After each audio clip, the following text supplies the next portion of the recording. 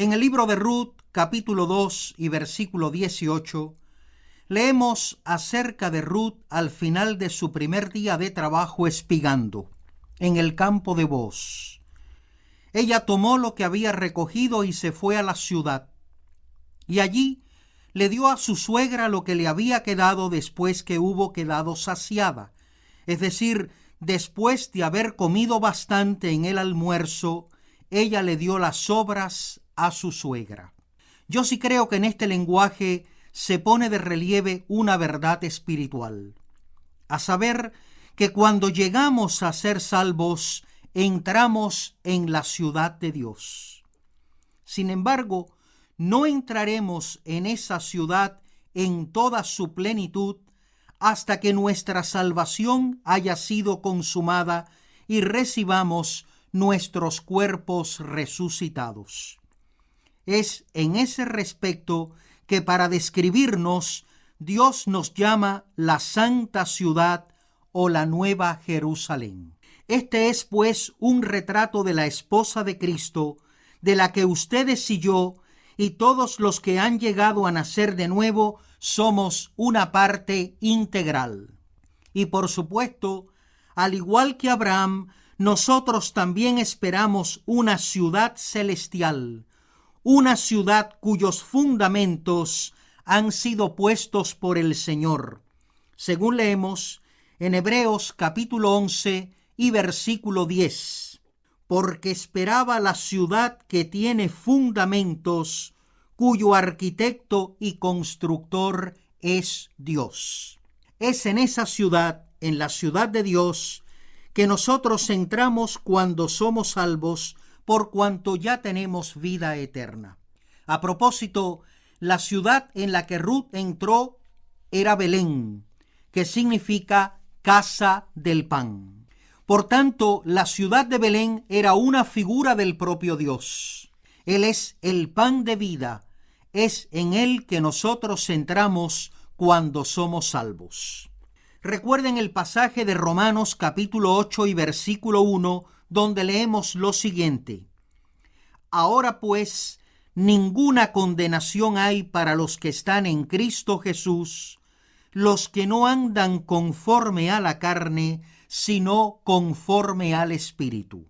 Cristo es la ciudad de Dios en la que nosotros entramos cuando somos salvos. Y entonces, cuando nuestra salvación haya sido consumada, entraremos en esta maravillosa ciudad, en la Nueva Jerusalén, en toda su plenitud. Cuando estudiamos Ruth capítulo 2 versículo 14, vimos que Booz le dio a Ruth del grano tostado, y además le dio pan, y ella mojó su bocado en el vinagre. También vimos que Ruth comió hasta que se sació y le sobró, y ahora ella le dio a su suegra lo que le había sobrado. Ese es un indicador de la plenitud del Evangelio, del hecho maravilloso de que Dios nos salva y nos llena con su Evangelio. Y no solamente hay suficiente para nosotros, sino que también hay suficiente para que podamos compartirlo con otros. No debemos ser egoístas con el Evangelio. ¿No han deseado ustedes vehementemente en algunas ocasiones poseer algo de lo que no había más que uno o dos? Y aunque deseaban poseerlo vehementemente, ustedes sabían que había otras personas que también podían desearlo. Y entonces, sin decirle a nadie que era posible conseguir ese objeto en particular, fueron en silencio y lo compraron. Y así, antes que ninguna otra persona pudiera comprarlo, ustedes lo adquirieron. No hablaron con nadie de ese asunto hasta que fueron dueños de ese objeto, porque querían asegurarse de que ningún otro lo compraría o lo obtendría antes que ustedes pudieran hacerlo. ¿No han tenido ustedes esa experiencia con respecto a algo que vieron en una tienda o en algún otro lugar? O quizás con respecto a un objeto que un pariente vuestro poseía y que ustedes esperaban adquirir algún día. Sin embargo, había otros familiares, y ustedes lo sabían, que podían querer ese mismo objeto. Y además sabían que cuando esa persona muriera, ese objeto iba a recibirlo alguien de acuerdo con las instrucciones del testamento. No obstante, ustedes abrigaban la esperanza de ser la persona designada para recibirlo.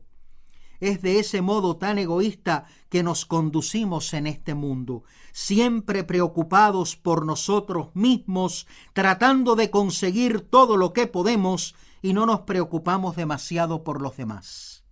Pero en lo tocante al Evangelio del Señor Jesucristo, no debemos olvidar jamás que el Evangelio no es algo que podemos guardarnos para nosotros solos de manera egoísta. No podemos tratar de asegurarnos secretamente de que somos salvos y agarrar el Evangelio con firmeza y mantenerlo asido para que nadie nos lo arrebate porque apenas hay suficiente.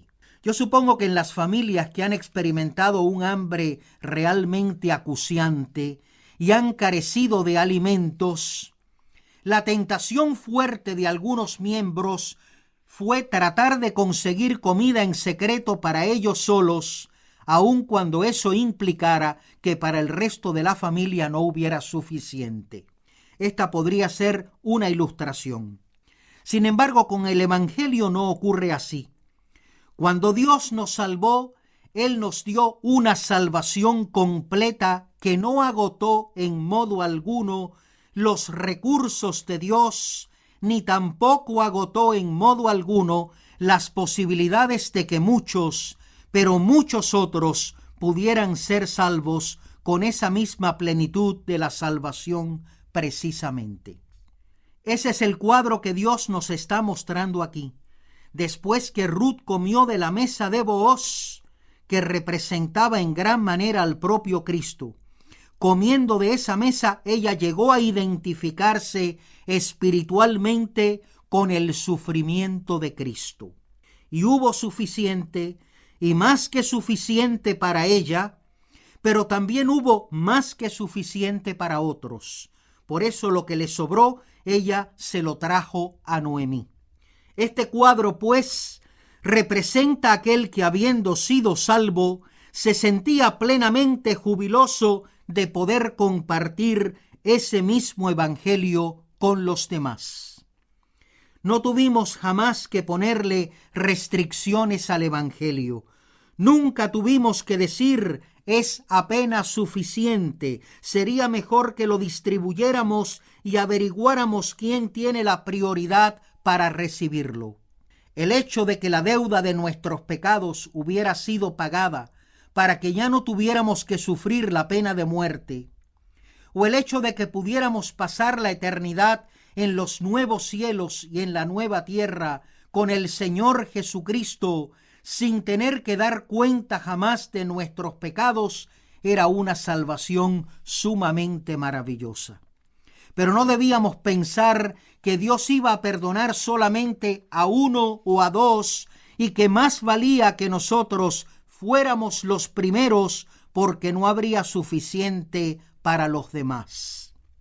En cuanto al programa de Dios para la elección, la Biblia enseñaba que cualquiera que buscara hallaría, siempre y cuando su búsqueda fuera realmente sincera, es decir, si había sido elegido por Dios antes de la fundación del mundo. Para aquellos individuos a quienes Dios atraía hacia sí, había abundancia de salvación.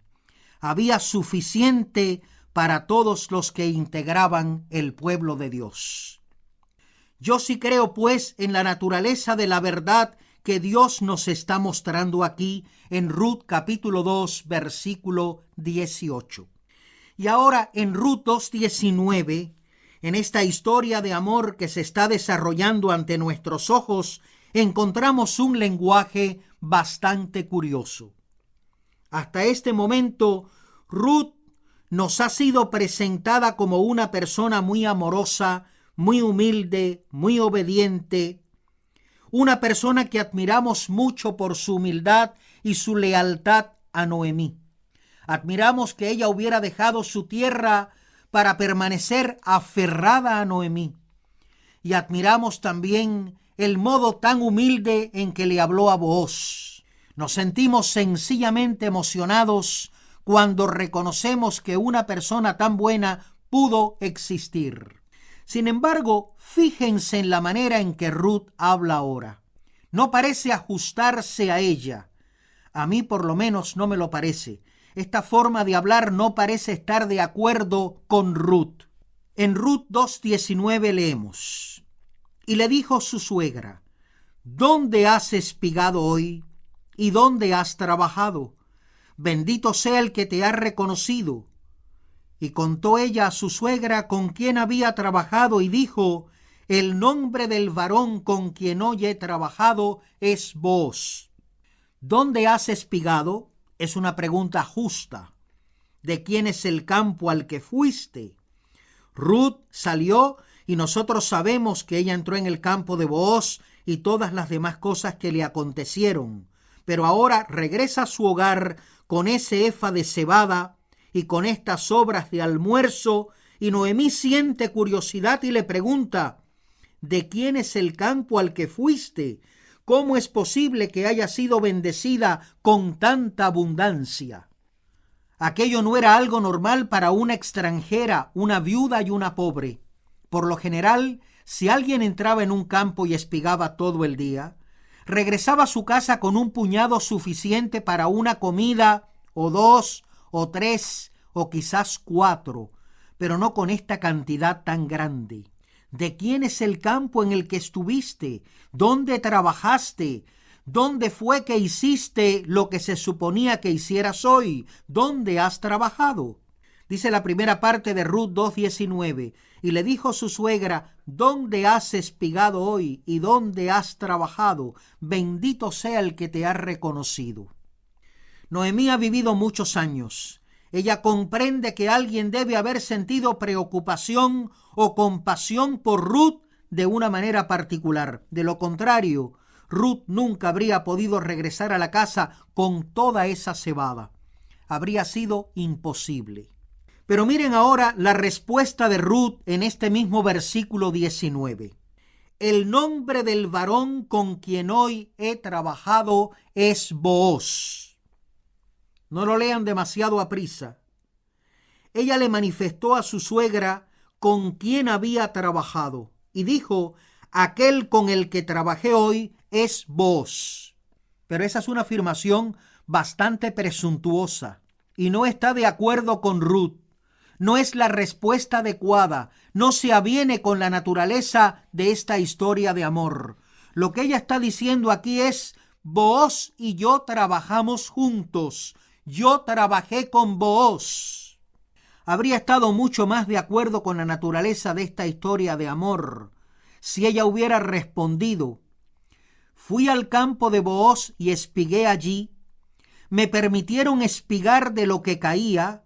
Booz y todos sus segadores estaban ocupados, pero tuvieron compasión de mí y me dejaron espigar entre ellos. Eso sí era, al fin y al cabo, lo que ella había ido a hacer. No obstante, Ruth dice: yo trabajé con Booz. O sea, se está identificando con Booz como si ella fuera una legítima segadora en ese campo, como si Booz le hubiera ordenado que hiciera la labor de segar el campo.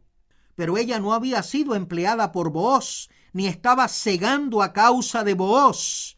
No estaba segando para que Booz pudiera recibir la cosecha, como sí hacían los demás segadores. Ruth lo estaba haciendo por su propia cuenta. Luego, el lenguaje está equivocado. Si esta no es más que una historia de amor, ese lenguaje no tiene sentido del modo en que aparece. Sin embargo, de acuerdo con lo que ya hemos aprendido, podemos asegurar que Ruth ciertamente sí usó ese lenguaje. Pero no lo hizo así por arrogancia ni por un malentendido de su parte. Lo hizo porque Dios la guió para que dijera esas palabras a fin de que pudieran escribirse para nosotros, porque a través de estas palabras Dios nos está dando una lección espiritual más grande. Por tanto, no fue accidental que ella usara ese lenguaje. Es cierto que ella entró en el campo de Booz para espigar. Entró allí como una pobre, una extranjera, una viuda, como alguien que no tenía nada a su favor en este mundo. Y es cierto también que Ruth carecía de identidad entre los segadores. Pero cuando analizamos los versículos 14 al 17 del capítulo 2, vimos que espiritualmente ella sí llegó a identificarse con los segadores. Según la lección espiritual, ella había llegado a ser como aquellos que nacieron de nuevo y eran siervos legítimos del Señor Jesucristo, que aquí, por supuesto, está tipificado por Booz. Es por eso que con todo derecho y legitimidad ella le responde a su suegra Noemí: yo trabajé con Booz hoy. Cuando nosotros compartimos el Evangelio del Señor Jesucristo, estamos trabajando con Cristo. Estamos haciendo la obra que Él hizo.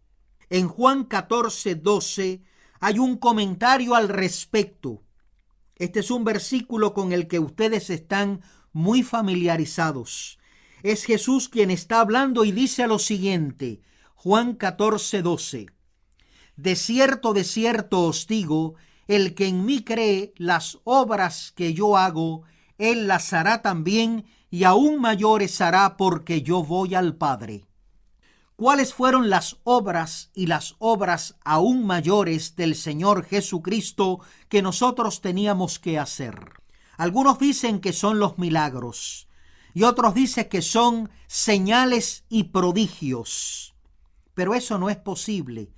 Jesús resucitó muertos, calmó la tempestad, multiplicó los panes y los peces, sanó a los 10 leprosos, hizo muchísimas cosas poderosas que nadie jamás ha podido repetir. Pero si analizamos los milagros, vamos a sentirnos derrotados. Y entonces, ¿está mintiéndonos acaso la Biblia? En realidad, esa no es en modo alguno la obra que Cristo vino a hacer. Él realizó esos milagros físicos con propósitos muy particulares, pero esa no es su obra. En Lucas 4:43, Jesús les dijo a los discípulos: es necesario que también a otras ciudades anuncie el evangelio del reino de Dios, porque para esto he sido enviado. En otras palabras, Él fue enviado para ser un predicador del evangelio y predicó en las sinagogas de Galilea. Ahora bien, recuerden que Jesús dijo que así como el Padre lo había enviado a Él, Él nos enviaba a nosotros. En Juan 20:21 dice: entonces Jesús les dijo otra vez: paz a vosotros. Como me envió el Padre, así también yo os envío. Y en Marcos 16:15 leemos que Él les dijo: id por todo el mundo y predicad el evangelio a toda criatura. La obra que Jesús vino a hacer fue traer el evangelio, predicar el evangelio. Claro está, Él también llevó a cabo la obra de ir a la cruz. La cruz no fue más que un cuadro vivo para mostrar de qué manera Él había pagado por todos los pecados de los elegidos antes de la creación. Esa es una obra en la que nosotros no podemos tomar parte porque sigue siendo una obra de Cristo exclusivamente. Pero en lo que se refiere a la obra que Cristo ordenó que los creyentes hicieran, o sea, predicar el evangelio, nosotros sí hacíamos esa obra junto con Cristo. Esa era la tarea de los creyentes hasta que el último de los elegidos fuera salvo, anunciar el evangelio en todo el mundo. Y este es el cuadro que contemplamos en Ruth 2:19. Booz estaba a cargo de la siega. Él representa al Señor Jesucristo. Y la obra del equipo de segadores era segar aquellos campos. Esa fue la obra de Cristo. Él vino a buscar, Él vino a salvar lo que se había perdido. De este modo, ella le manifestó a su suegra con quien había trabajado. Recuerden que en Ruth 2:18 vimos que ella le dijo a Noemí lo que le había sobrado después de haber quedado saciada. En Ruth 2:18 leemos: y lo tomó y se fue a la ciudad, y su suegra vio lo que había recogido. Sacó también luego de lo que le había sobrado después de haber quedado saciada y se lo dio. Lo hizo así para indicar que estaba dispuesta a compartir el evangelio con los demás. En este caso, Noemí es usada momentáneamente como figura de aquellos que entran en contacto con el creyente nacido de nuevo. Es así como Ruth comparte la maravilla fantástica del evangelio con su suegra. En Ruth 2:19 vemos de nuevo eso mismo cuando ella le manifiesta a Noemí con quien había trabajado. Y ahora llegamos al versículo 20. Y en Ruth 2:20 leemos estas palabras: y dijo Noemí a su nuera: sea él bendito de Jehová, pues que no ha rehusado a los vivos la benevolencia que tuvo para los que han muerto. Después le dijo Noemí: nuestro pariente es aquel varón y uno de los que pueden redimirnos. En este versículo, Booz se nos presenta como una figura del Redentor. Este cuadro va a desarrollarse con mucha más amplitud en los capítulos 3 y 4, donde vamos a ver que Booz es una gran representación, un gran tipo del propio Cristo. Las palabras nuestro pariente es aquel varón indican que él era uno que tenía el derecho de redimir. La palabra pariente significa redentor. Cristo vino como nuestro redentor. En nuestro próximo estudio vamos a analizar este punto con más cuidado en Ruth 2:20. Y además examinaremos esta oración que dice: sea él bendito de Jehová, pues que no ha rehusado a los vivos la benevolencia que tuvo para los que han muerto. ¿Qué pone Dios de relieve en estas palabras acerca de los vivos y los muertos? Y por supuesto, vamos a ver cuál es la implicación histórica de esta conversación entre la Noemí y la Ruth históricas.